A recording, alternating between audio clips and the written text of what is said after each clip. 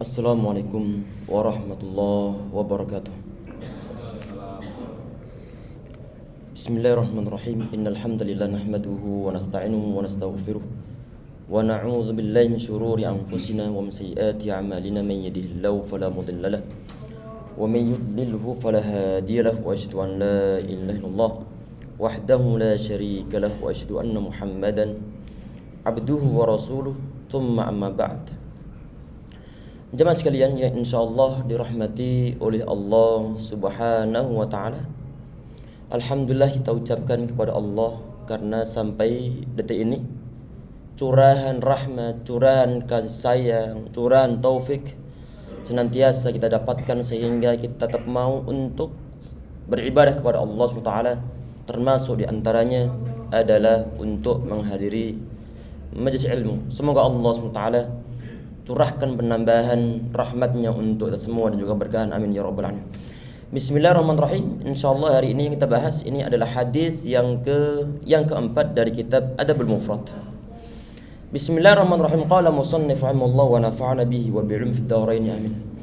An Ibn Abbas annahu atahu rajulun faqala inni khatabtu imra'atan fa'abat an tankihani wa khatabaha ghairi fahabbat an tankihahu faghirtu 'alayya faqataltuha.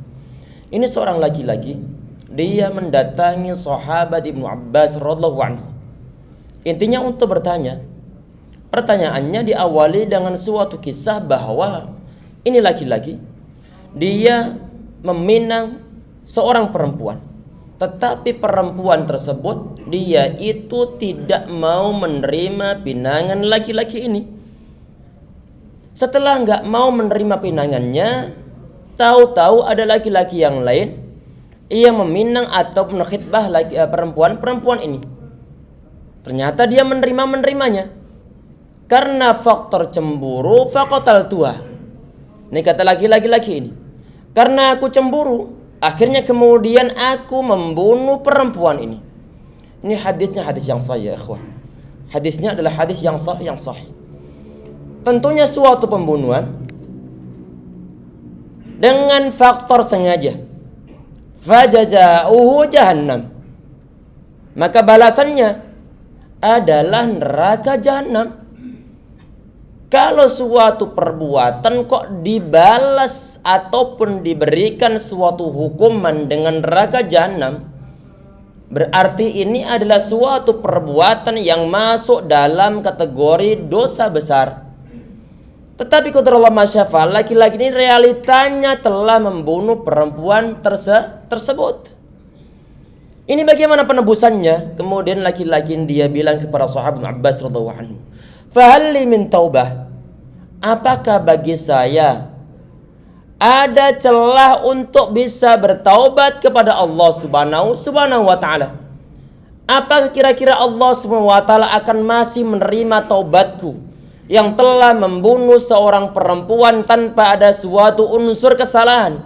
Pembunuhannya dikerjakan dengan sengaja.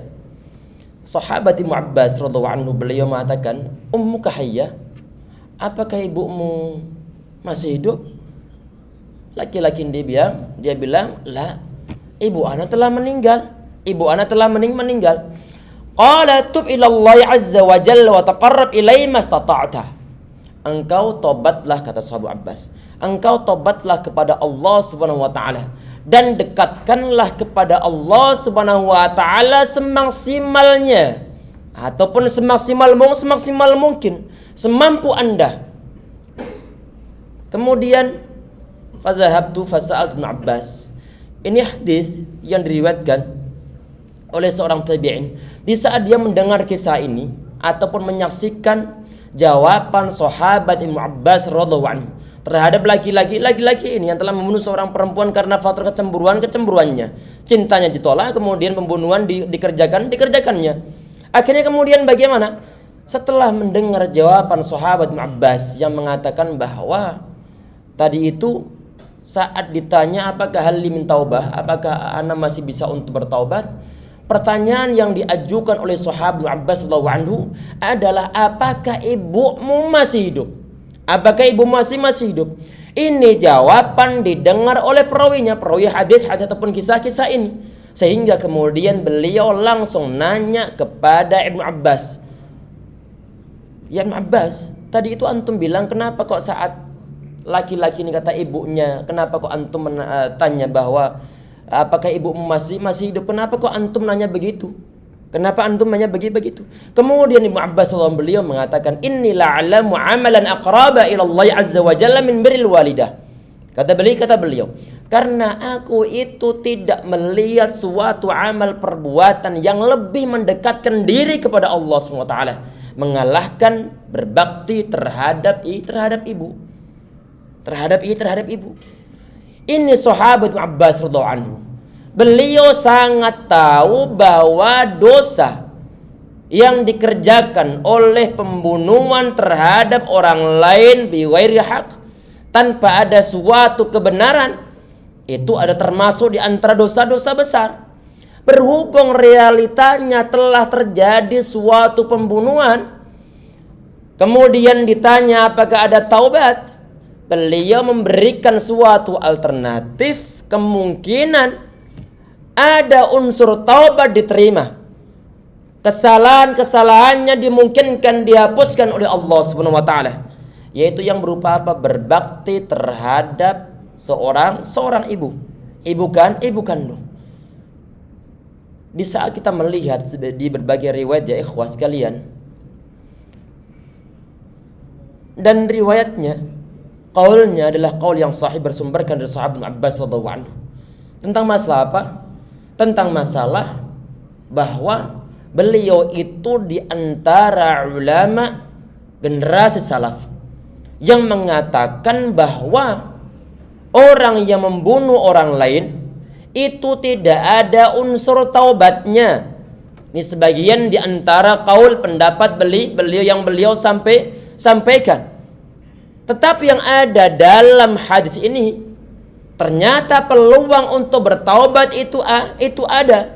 Sedangkan pendapat beliau yang lainnya, di saat ada seorang laki-laki, dia datang kepada sahabat Ibnu Abbas radhiyallahu anhu, "Ya Ibnu Abbas, kalau ana membunuh orang lain, apakah ana masih bisa bertaubat ataukah tidak?"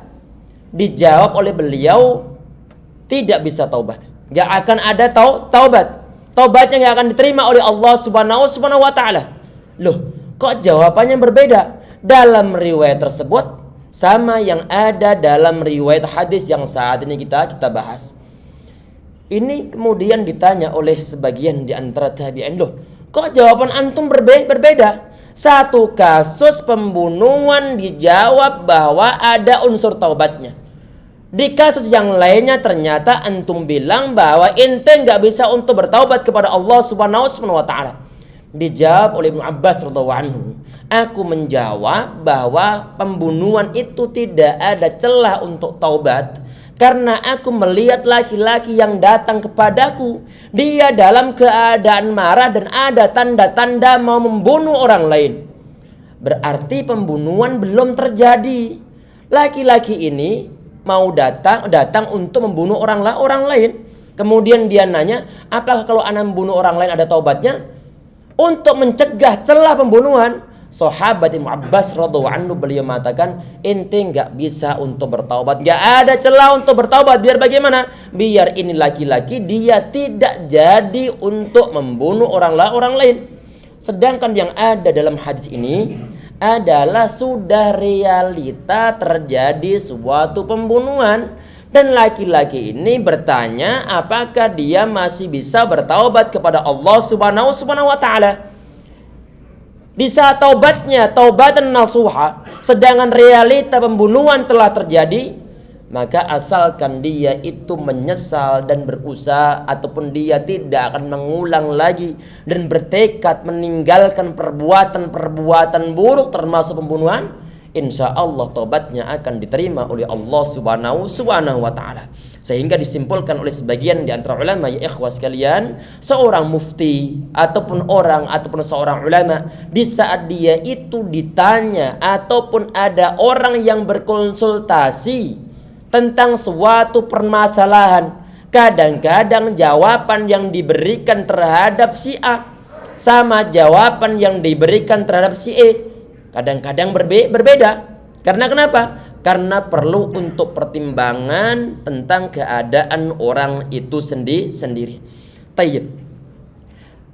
Tadi ini ya ikhwah, ini kan masih pembahasan tentang masalah berbakti sama orang tua. Tadi itu beliau mengatakan bahwa aku tidaklah mendapatkan suatu amalan aqraba ilallah, yang lebih mendekatkan diri kepada Allah Subhanahu wa taala, yang mengalahkan berbakti sama ibu ataupun sama orang tua. Sehingga disimpulkan bahwa kalau misalnya ada orang itu dia dosanya banyak, kemudian dia itu bakti sama orang tuanya, masya Allah, maka peluang untuk dosa-dosa tersebut akan terhapuskan itu sangat besar. Cuman saja sebagian di antara umat manusia untuk mengumpulkan pahala-pahala yang besar, kadang-kadang kita itu berat. Walaupun toh mungkin sekedar untuk puasa 1 hari saja. Puasa apa misalnya? Puasa tanggal 10 bulan Muharram ataupun yang disebut sebagai Yaum Asyura. Padahal jelas hadis-hadisnya yang menyangkut masalah dosa setahun yang lalu diampuni oleh Allah SWT. Di saat seorang itu dia mau berpuasa 10 tanggal bulan Muharram. Saat ini kita berada di tanggal 9. Tentunya besok adalah tanggal 10 bulan Muharram. Kalau toh sehari ini kita belum bisa berpuasa untuk tanggal 9-nya, sebagaimana yang direncanakan Nabi Muhammad SAW, idza kana al-amul muqbil sunnat tasi'. Kalau begitu tahun depan anak akan puasa tanggal 9 bulan Muharram untuk nyelisih orang-orang Yahudi. Qadarullah masyafa'al, Nabi Muhammad beliau meninggal terlebih dahulu sebelum tahun tersebut sedang. Tetapi yang jelas Nabi Muhammad SAW beliau puasai tanggal 10 bulan Muharram. Tayyib. Kalau misalnya celah untuk mendapatkan suatu pahala yang besar dari Allah Subhanahu wa taala, kadang-kadang kita itu belum mau untuk mengambilnya. Plus untuk berbakti sama orang tua, kadang-kadang sebagian di antara umat manusia kita kurang prioritas. Semoga Allah SWT memberikan hidayah untuk kita semua sebagai anak, atau memberikan suatu hidayah untuk anak-anak kita, sehingga mereka dan juga kita semua termasuk di antara hamba-hamba Allah SWT yang senantiasa berbakti terhadap orang tua, insyaallah ya rabbal alamin. Kemudian hadis yang berikutnya, jazaul walidain, ini balasan terhadap orang tua. Ini pun hadisnya adalah hadis yang sahih, bersumberkan dari sahabat Abu Hurairah radhiyallahu anhu. Dari Nabi Muhammad sallallahu alaihi wasallam, beliau mengatakan, la yajzi waladun walidahu. Seorang anak itu dia tidak mungkin bisa membalas jasa orang tuanya ataupun ayah ibunya, illa ayyajidahu mamlukan fayashtariyahu fayu'tiqahu, kecuali kalau dia itu seorang anak, dia mendapati kedua orang tuanya menjadi seorang budak. Misalnya terjadi suatu peperangan, orang-orang Islam melawan orang-orang non muslim nanti suatu zaman nanti, ataupun terjadi zaman-zaman awal-awal di saat Nabi Muhammad beliau masih hidup.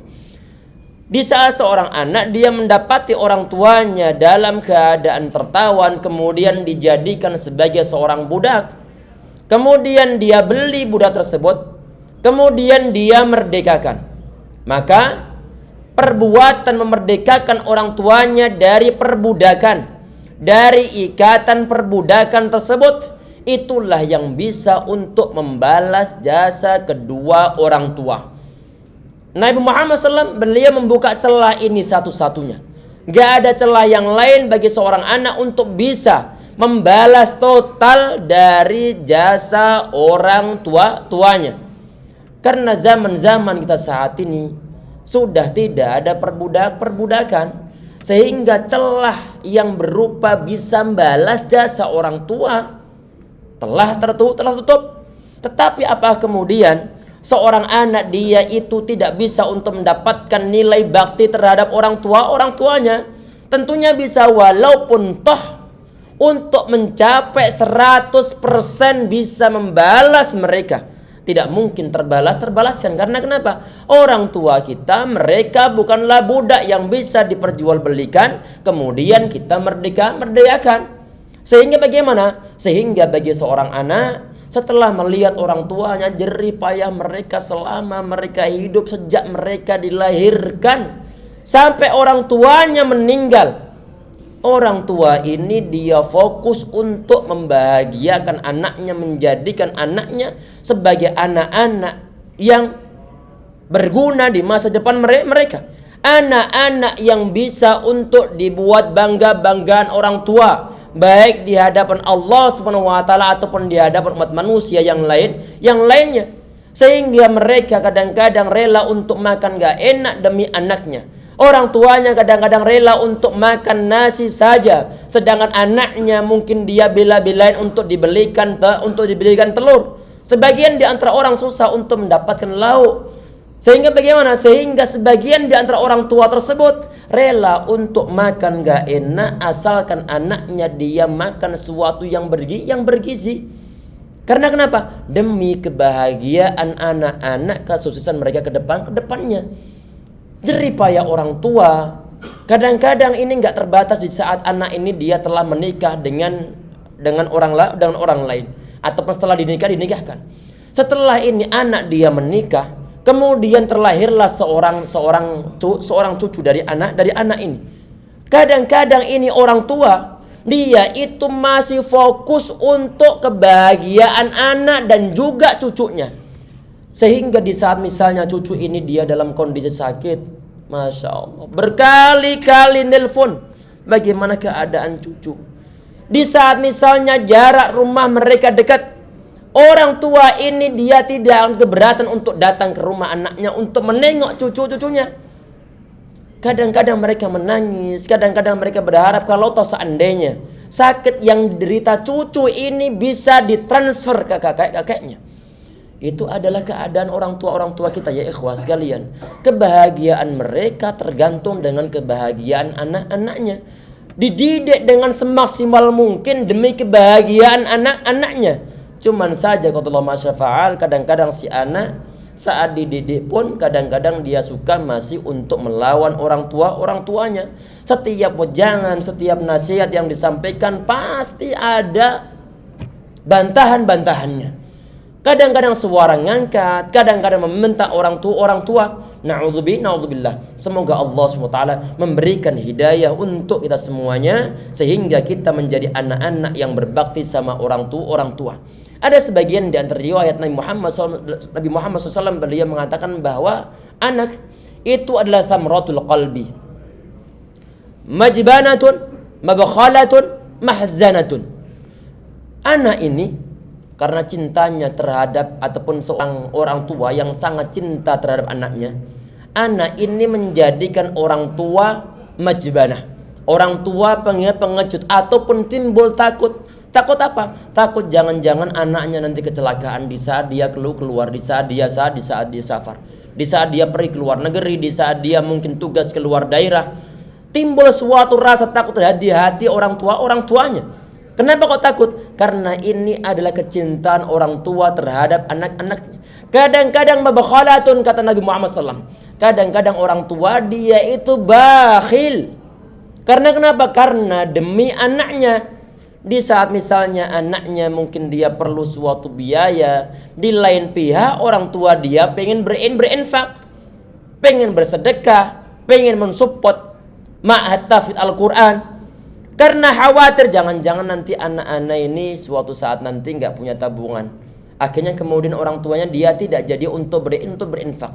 Orang tua kadang-kadang mengcancel rencana untuk menginfak karena mungkin anaknya tahu-tahu dia telepon, "Ma, Bi, ini lagi perlu, ada anak-anak lagi sakit. Kebetulan tabungan lagi kosong." Terpaksa orang tua yang transfer untuk obat cucunya. Mengcancel niatan untuk berinfak demi anaknya. Berarti mabkhalatun dan juga mahzanatun. Mahzanatun ini adalah sesuatu yang membuat sedih. Suatu kasus yang menimpa si anak akan dirasakan pula oleh orang tuanya. Kesedihan yang dirasa oleh si anak dirasa pula oleh orang tuanya. Yang anak mungkin sebagian di antara mereka belum settle hidupnya, juga dirasakan oleh orang tuanya. Mereka ikut mikir, ikut mencari suatu lowongan pekerjaan biar nanti si anak dia mendapat suatu pekerjaan yang layak sehingga dia bisa hidup settle. Ini orang tua kesedihan yang muncul di hati mereka sebagiannya adalah sebab dari ulah anak-anaknya, walaupun toh kadang-kadang anak ini dia tidak berbuat kesalahan, tetapi kadang-kadang orang tua timbul suatu keprihatinan di dalam hatinya karena mungkin merasa anaknya ini ada sebagian di antara permasalahan dalam hidupnya yang belum terselesaikan, menjadi beban pula oleh orang tuanya. Ya ikhwas sekalian yang insyaallah dirahmati oleh Allah Subhanahu wa taala, ini adalah orang tua kita. Celah yang sebesar-besarnya untuk berbakti sama mereka selama mereka masih hidup, maka perlu untuk kita kerjakan. Dan di saat mereka misalnya telah meninggal, maka jangan sampai lupa. Kadang-kadang sebagian di antara orang tua kita mencontohkan hal-hal yang tidak baik terhadap anak-anaknya. Kalau kita itu tahu bahwa hal tersebut itu adalah hal yang tidak baik, maka kita sebagai anak yang berbakti sama orang tua, maka perbuatan buruk yang telah mereka contohkan perlu untuk kita cut, kita jangan menirunya. Karena kalau kita menirunya, dosa-dosa jariyah akan dimiliki oleh orang tua kita. Dan kita pengen menjadi anak-anak yang saleh, berbakti sama orang tua. Sehingga di saat misalnya toh orang tua kita pernah memberikan contoh yang buruk, suka untuk nunda-nunda sholat, misalkan saja, maka kita jangan niru mereka. Biar nanti dosa jariyah tidak mereka dapatkan. Sebaliknya kalau ada contoh yang baik, apapun juga kebaikan yang dicontohkan oleh orang tua kita, maka perlu untuk kita laksanakan dan juga perlu untuk kita contohkan terhadap anak-anak dan juga seluruh keturunan kita. Biar bagaimana? Biar pahala jariyah juga didapatkan oleh orang tua kita. Semoga Allah SWT mudahkan kita semuanya untuk menjadi anak-anak yang saleh insyaallah min ya rabbal alamin. Ini sudah di akhir waktu. Sebelum kita tutup, barangkali ada yang ingin ditanyakan terlebih dahulu, silakan. Barangkali ada. Ustaz. Ya monggo. Jadi kalau ada anak Adam meninggal, putus semua, dua tiga perkara. Sahih. Ada yang soleh, yang bermanfaat dalam jariah. Sahih. Cucu gimana Ustaz? Asing nggak? Iya. Kalau kita perhatikan dari penggunaan bahasa, yang digunakan, istilah walad ataupun seorang anak ini bisa diartikan anak yang langsung lahir dari dia, ataupun anaknya anak. Itu walaupun toh bukan termasuk anak kandung, tetapi cucu tersebut terlahir karena anak kita. Harapan kita kalau toh seandainya qadarullah masyafa'al, anak kita meninggal terlebih dahulu dan dia telah memiliki anak-anak pula. Anak kita yang langsung anak kandung ini meninggal terlebih dahulu sebelum dia bertaubat kepada Allah Subhanahu wa taala. Dan anak ini yang anaknya anak kandung ini, yaitu cucu kita, dia sempat untuk kita didik menjadi anak saleh. Sehingga seakan-akan kita itu berfungsi sebagai orang tua langsung dari cucu ini. Harapan kita kalau misalnya ini si anak ataupun si cucu ini, dia berbuat kebaikan, kemudian dia itu berdoa kepada Allah SWT untuk kita sebagai kakek-kakeknya. Harapan kita itu pun termasuk di antara amal jariyah yang mendapatkan pahala dari Allah Subhanahu wa taala. Karena kenapa? Karena di saat ini si anak ataupun si cucu ini dia mau berdoa demi kebaikan kakeknya. Berarti itu adalah atas jerih payah kakek dalam mendidik cucunya. Kebaikan-kebaikan yang dicontohkan oleh kakeknya ditiru oleh cucu-cucunya. Kalau toh misalnya tidak termasuk dalam kategori walad tadi itu, maka perlu diingat bahwa ada sebagian di antara hadis Nabi Muhammad SAW, beliau mengatakan, man sanna sunnatan hasanah falahu ajruha. Barang siapa yang berbuat suatu kebaikan, mencontohkan suatu kebaikan, maka baginya pahala dan juga pahala orang-orang yang mengikutinya ataupun mencontohnya. Cucu kita yang telah kita ajari sholat, yang telah kita ajari untuk beramal saleh, kita ajari untuk membaca Al-Quran, dia itu menjadi anak saleh karena sebab kita sebagai kakek-kakeknya, karena orang tua kandung dia telah meninggal.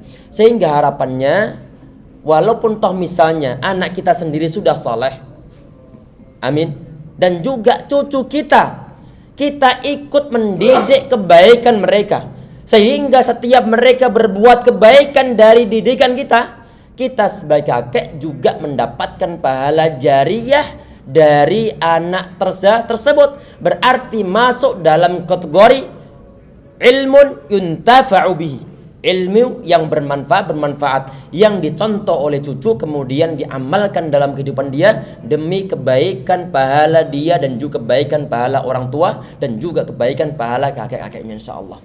Itu harapan kita. Allahu a'lam. Ada yang lain? Tidak ada? Semoga bermanfaat. Dan sebagai closingnya kita mengingatkan kembali bahwa hari ini menurut sebagian di antara penghitungan kalender Hijriah, hari ini adalah tanggal 9 bulan Muharram. Syukur kalau seandainya hari ini berpuasa untuk puasa Yaumut Tasu'a, atau kalau misalnya hari ini belum berpuasa dan ada sebagian di antara penghitungan bahwa besok itu baru tanggal 9 bulan Muharram. Sehingga Anda pribadi mengingatkan dan juga antum semua, silahkan untuk berpuasa tanggal 9 bulan Muharram. Karena di sana Muhammad SAW beliau melihat orang-orang Yahudi yang berada di Madinah saat itu mereka berpuasa tanggal 10. Kemudian beliau mengatakan, "Man la tasumuna fi?" Kenapa kalian berpuasa pada hari-hari ini? Kemudian mereka menjawab bahwa hadza yaumun azim, ini adalah suatu hari yang sangat agung, anjallahu Musa wa qaumah, karena Allah SWT telah menyelamatkan Nabi Musa dan juga kaumnya, wa gharraqa fir'auna wa qaumah, dan dia juga telah menenggelam Firaun dan juga kaumnya. Ini adalah terjadi pada hari tanggal 10 bulan Muharram.